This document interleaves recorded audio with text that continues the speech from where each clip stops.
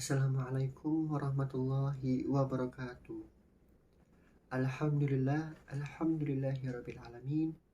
Segala puji bagi Allah, Tuhan semesta alam, yang telah memberikan nikmatnya kepada kita sehingga kita bisa berkumpul, bertatap muka, walaupun menggunakan media video, tetapi insya Allah kedekatan kita antara satu dengan yang lainnya tidak akan terputus. Salawat berisalam tetap tercurahkan kepada junjungan kita, Nabi besar kita, Nabi Muhammad SAW, yang telah membawa kita dari alam kegelapan menuju alam yang terang benderang seperti yang kita rasakan pada pagi hari ini. Sebelumnya, izinkan saya memperkenalkan diri saya terlebih dahulu, karena ada pepatah yang mengatakan tak kenal maka tak sayang, sehingga saya akan memperkenalkan diri saya terlebih dahulu. Perkenalkan, nama saya Angga Febriansa dengan NIM 1815025 dari Prodi Matematika Universitas Ahmad Dahlan Yogyakarta. Adapun judul dakwah singkat yang saya akan berikan di video kali ini yaitu tentang sholat sebagai kunci kesuksesan dunia dan akhirat. Sebelum saya menyampaikan dakwah singkat saya kali ini, semoga teman-teman semuanya bisa mengambil dan mempelajari dan mengambil manfaat dari video yang saya sampaikan kali ini. Nah, berbicara mengenai sholat, tentu teman-temanku semuanya sudah pernah mendengar kata sholat.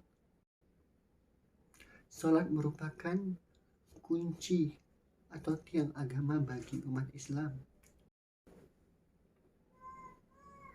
Menurut syariat Islam, praktik salat harus sesuai dengan segala petunjuk tata cara Nabi Muhammad SAW sebagai figur penjawatan perintah Allah SWT. Umat diperintahkan untuk mendirikan sholat karena menurut surat Al-Ankabut dapat mencegah perbuatan keji dan mungkar, yang mana berbunyi, dirikanlah sholat, sesungguhnya sholat itu mencegah dari perbuatan-perbuatan keji dan mungkar. Dan sesungguhnya mengingat Allah, sholat adalah lebih besar keutamaannya dari ibadah-ibadah yang lain. Surat Al-Ankabut ayat 29-45. Secara bahasa, sholat berasal dari bahasa Arab yang memiliki arti ibadah. Sedangkan menurut istilah, sholat bermakna serangkaian kegiatan ibadah, khususnya atau tertentu yang dimulai dengan takbiratul ilham dan diakhiri dengan salam. Hukum sholat. Dalam banyak hadis, Nabi Muhammad SAW telah memberikan peringatan keras kepada seorang yang suka meninggalkan sholat wajib.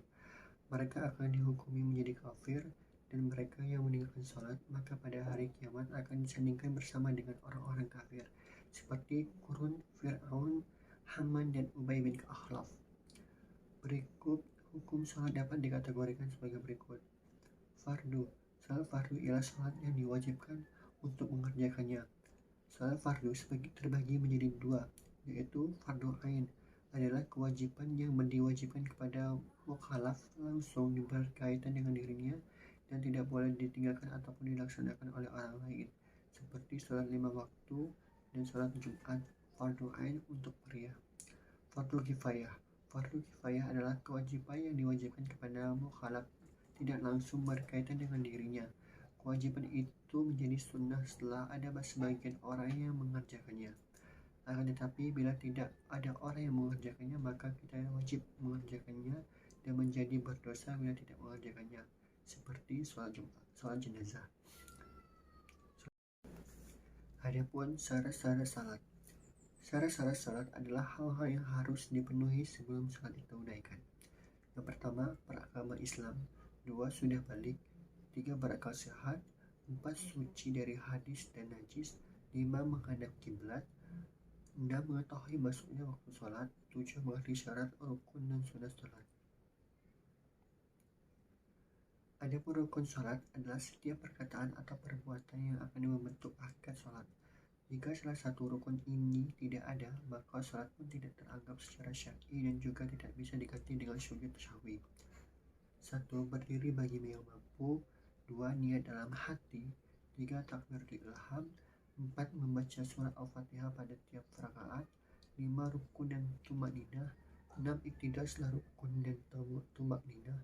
7. Sujud 2 kali dengan tumakninah, 8 duduk antara 2 sujud dengan tumakninah, 9 duduk tasyahud akhir, 10 membaca tasyahud akhir, 11 membaca salat Nabi pada tasyahud akhir, 12 membaca salam yang pertama, 13 tertib melakukan rukun secara beraturan.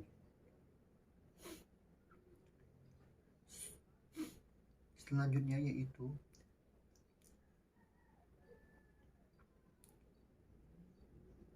salat dalam Al-Quran. Katakanlah kepada hambaku yang telah beriman, hendaklah mereka mendirikan salat, menafkahkan sebagian rezeki yang kami berikan kepada mereka secara sembunyi ataupun terang-terangan, sebelum datang hari kiamat. Pada hari itu tidak ada jual beli atau persahabatan. Ibrahim ayat 14-31. Sesungguhnya salat itu mencegah dari perbuatan-perbuatan keji, zina dan munkar. Dan sesungguhnya mengingat Allah SWT, salat adalah lebih besar keutamaannya dari ibadah-ibadah lain, dan Allah mengetahui apa yang kamu kerjakan. Al-Ankabut ayat 29-45. Mungkin itu saja dakwah yang bisa saya sampaikan. Semoga dengan ini kita semakin dekat dengan Allah SWT dan menjalankan sholat sesuai dengan perintah Allah SWT. Sekian dakwah singkat dari saya. Wassalamualaikum warahmatullahi wabarakatuh.